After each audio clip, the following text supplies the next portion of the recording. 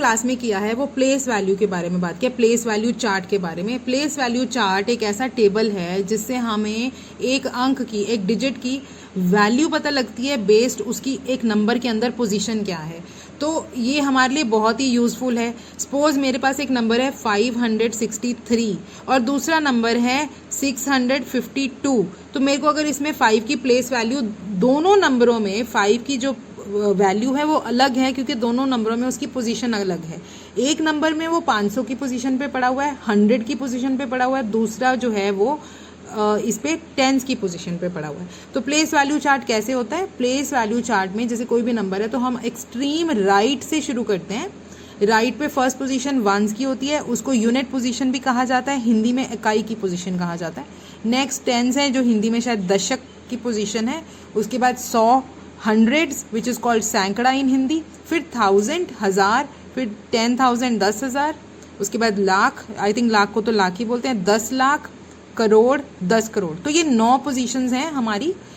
तो आप अपने आप के लिए, मैंने जैसे अपने लिए बताया था, इजी रखा हुआ है कि लाख के डिजिट में 6 लाख के नंबर में 6 डिजिट पाए जाएंगे।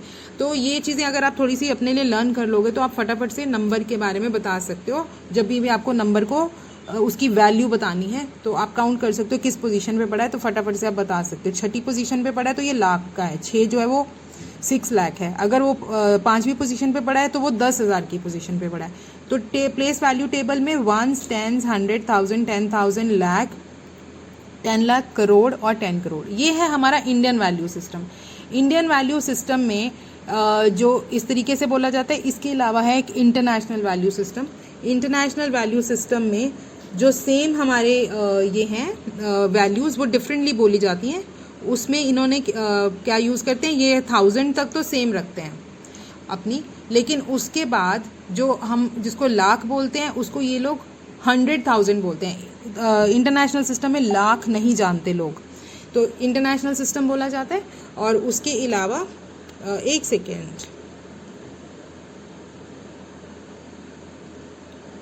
उसके अलावा उसके बाद जो है मिलियन शुरू हो जाता है। तो 10 लाख को 1 मिलियन, 1 करोड़ को 10 मिलियन और 10 करोड़ को 100 मिलियन। तो जहाँ इंडियन सिस्टम में 3-4 नाम हैं, इन्होंने अपने लिए बस 2-3 नाम ही रखे हैं। वंस की पोजीशन तो रखी हुई है, उसके बाद 100 भी रखी है, फिर उसके बाद या तो ये थाउजेंड्स में बोलते हैं या मिलियंस में बोलते हैं। इन नंबरों को लिखने का एक कायदा है, एक तरीका है जो हम कॉमा से नंबर्स को सेपरेट करते हैं। तो इंडियन सिस्टम के जो नंबर्स हैं उसमें जो सेपरेशन शुरू होती है पहले 3 अंकों के बाद, उसके बाद 2-2-2-2 अंकों के बाद कॉमा लगता है। लेकिन इंटरनेशनल सिस्टम में 3-3 अंकों के बाद कॉमा लगता है। फॉर एग्जांपल, अगर मेरे पास एक नंबर है 7231468, अगर मैं इसको इंडियन सिस्टम में लिखूंगी तो मैं कैसे लिखूंगी? इसको मैं लिखूंगी 72,31,468। लेकिन इसी को अगर मैं इंटरनेशनल सिस्टम में लिखूंगी तो मैं लिखूंगी 7,231,468। तो 3-3 अंकों के बाद कॉमा लगाया गया है इसमें। तो ये थे हमारे प्लेस वैल्यू और इसका इंटरनेशनल और इंडियन सिस्टम। इसके बाद हमने किया था फेस वैल्यू। फेस वैल्यू जैसे चेहरा होता है किसी का, तो वो वही रहेगा।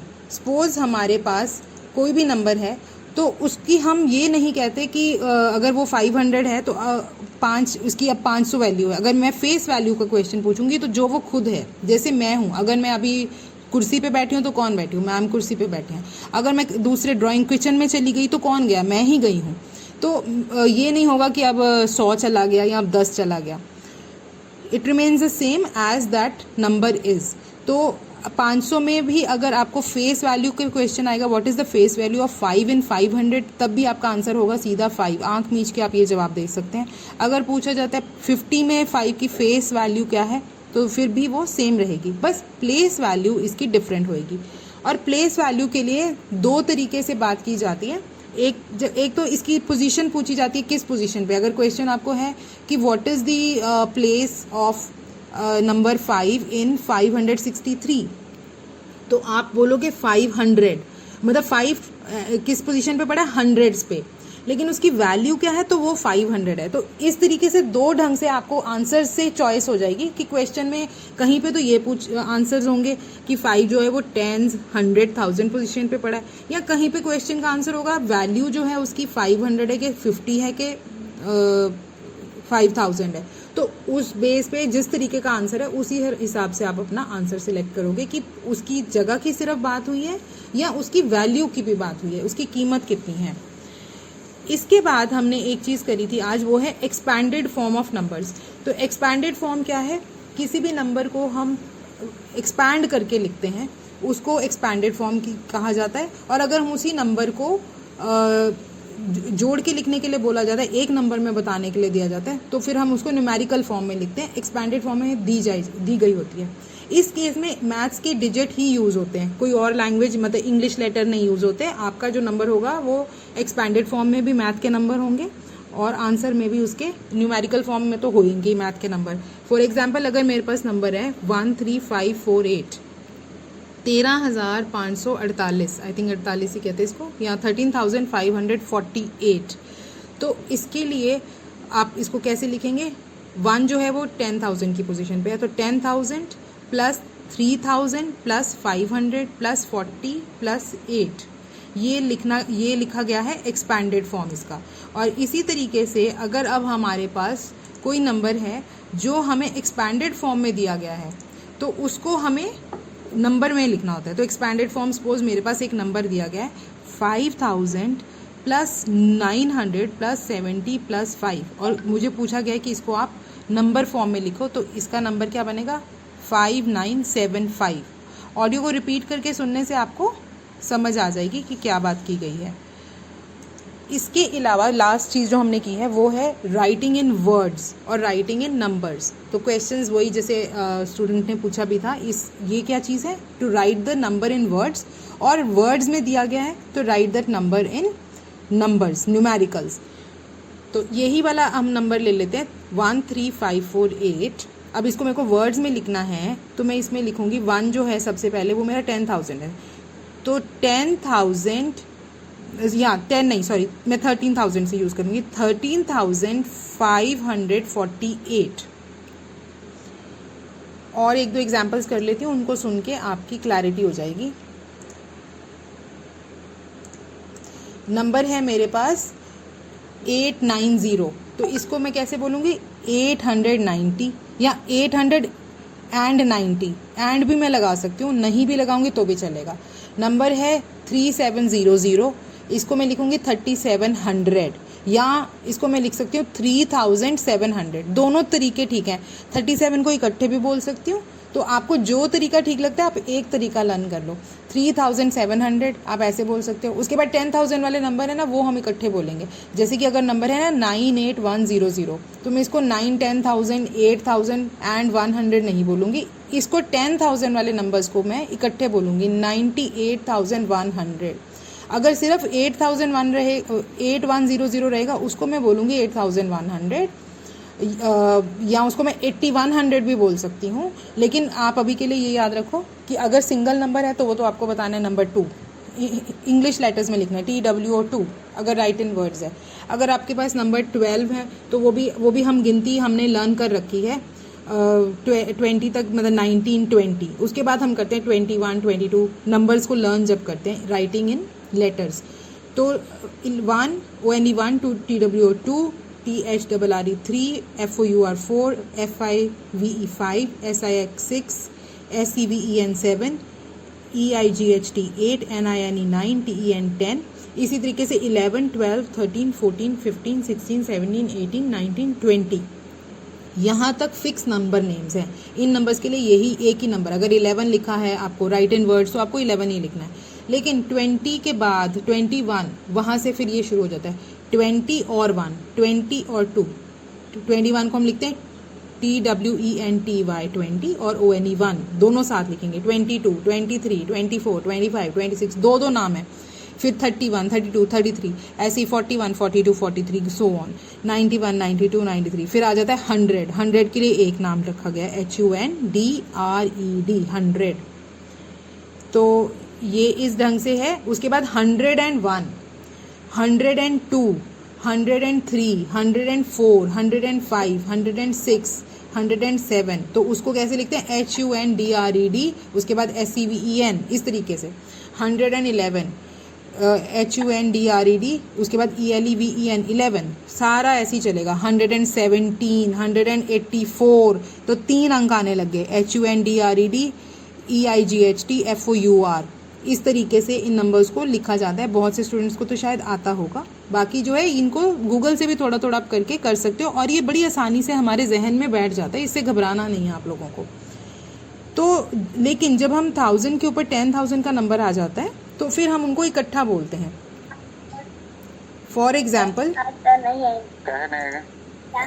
म्यूट, अच्छा मैं कर लेती हूँ 23 का नहीं 24 को, ठीक है।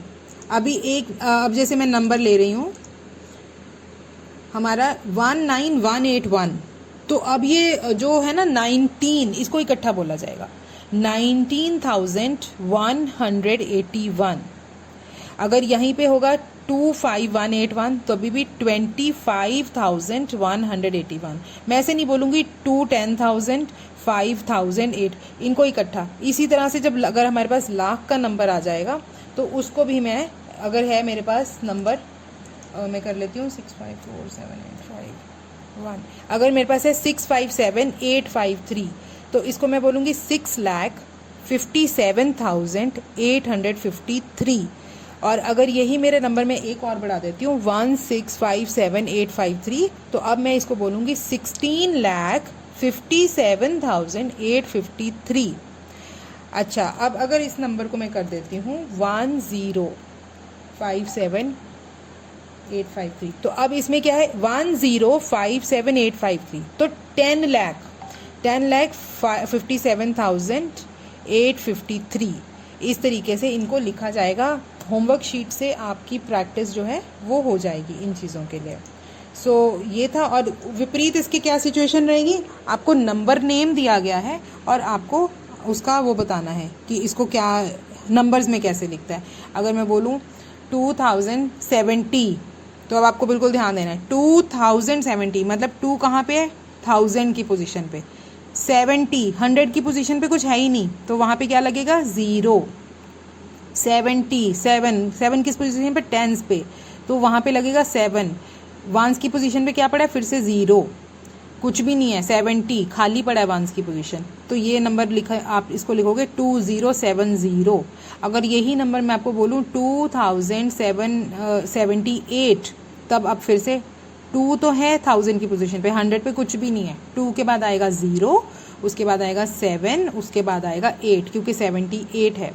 अब इसी नंबर को मैं बदल दूं, अगर 2170, अब मेरे पास हर पोजीशन पे नंबर है, तो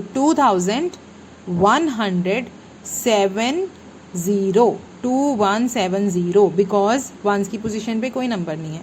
सेम अगर मेरा नंबर है 2173, अब देखो 2 की पोजीशन पे नंबर बोला, 100 पे भी बोला, 7 टेंस पे भी बोला और वंस पे भी बोला, तो यहाँ मैं नंबर लिखूँगी 2173।